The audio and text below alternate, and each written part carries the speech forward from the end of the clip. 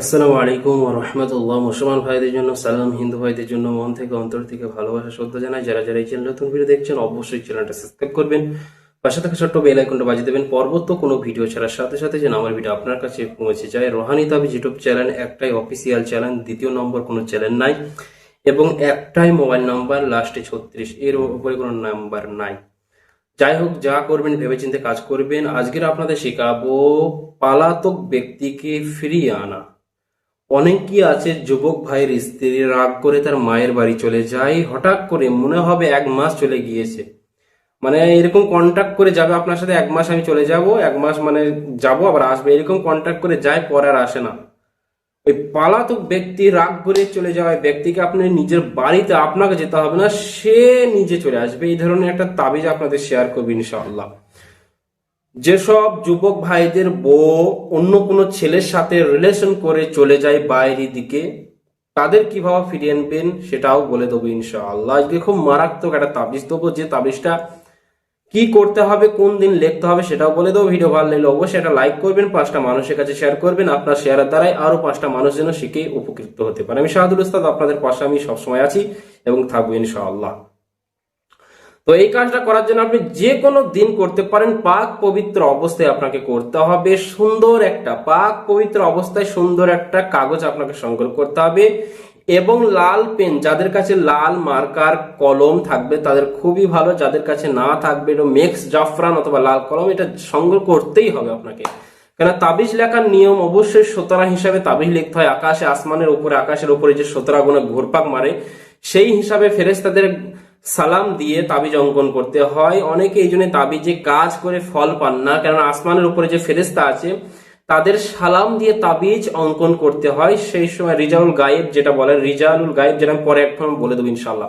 তো যাই হোক, কিভাবে তাবিজ অঙ্কন করবেন, যে কোনো সময় করতে পারেন। পাক পবিত্র অবস্থায় পশ্চিম দিকে মুখ করে গায়ে আতর সেন্টে মেখে আপনি লাল পেন অথবা মিক্স জাফরান কালি দিয়ে আপনারা স্ক্রিনের মধ্যে যে তাবিজটা আপনারা দেখতে পাচ্ছেন, এই তাবিজটাকে আপনাদের সুন্দর করে অঙ্কন করতে হবে।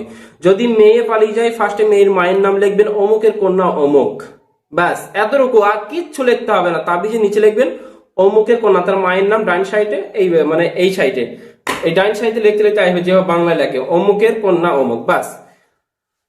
যদি কোনো যুবক ভাইরা পালিয়ে যায়, নিজের স্ত্রীকে বাড়িতে থুয়ে বাইরে বিদেশে যায়, কোনো মেয়ের সাথে রিলেশন করে আর আসতে চাইছে না, তারাও মেয়েরা করেন কাজটা, মারাত্মক বিদ্যা চলে আসবে। আপনার স্বামী যেখানে থাকো অস্থির হয়ে যাবে। এই তাবিজটা যখন গাছে ঝোলাবেন, আমি বলে দেবো লাস্টে কি গাছে ঝোলাতে হবে।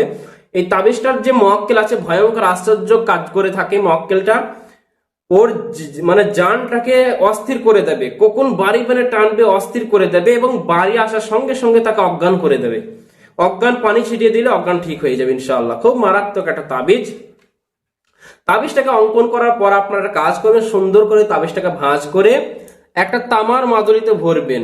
তামার মাদুলি, আমার হাতে যে মাদুলি আপনারা দেখতে পাচ্ছেন, পেতল তামার উপর হতে পারে সেটা, একটা তামার মাদুলিতে, যে কোনো একটা মাদুলিতে আপনারা সংগ্রহ করে ভরে মোম জমা করে আপনারা এই ধরনের লাল কার সুতা দিয়ে, লাল কার এই সুতা দিয়ে আপনাদের সুন্দর করে মাদুলির এটাকে বেঁধে এইভাবে যেন ঝুলে, এইভাবে যেন বাতাসে লড়াচড়া করে, এইভাবে করে আপনাকে একটা গাছে, গাছটা হতে পারে নিম গাছ, নিম গাছ হতে পারে, আম গাছ হতে পারে, আপনারা যে কোনো একটা গাছে বাঁধবেন।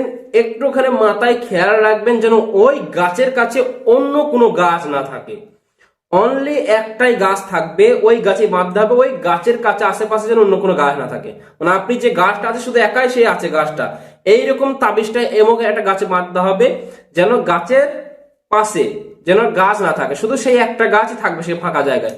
সেইরকম অবস্থায় তাবিজটা বাঁধেন। তারপরে দেখুন কেরামতি, আল্লাহর কোরআনের কত ক্ষমতা। যত তাবিজ হেলা চোলা করবেন, লড়াচড়া করবে, তত জানটা থরথর করে কেঁপে তাকে নিয়ে আসবে দ্রুত। খুব মারাত্মক একটা বিদ্যা আপনাদের দিলাম। রমজান মাসের পর আবার ক্লাস স্টার্ট হবে। যারা ক্লাসে ভর্তি হতে চান রমজান মাসের পরে যোগাযোগ করবেন, আর যারা কিতাব নিতে চান আপনার নিজের বাড়িতে পর্যন্ত ডেলিভারি চলে যাবে।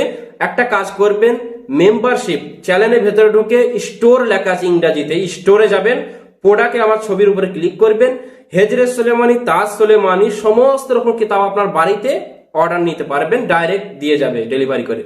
সবাই ভালো থাকবেন, দোয়া করবেন। সবাইকে মন থেকে এজাজ ও পারমিশন দোয়া করে দিলাম। সবাই দোয়া করবেন। আল্লাহ হাফেজ। আসসালামু আলাইকুম ওয়া রাহমাতুল্লাহি ওয়া বারাকাতুহু।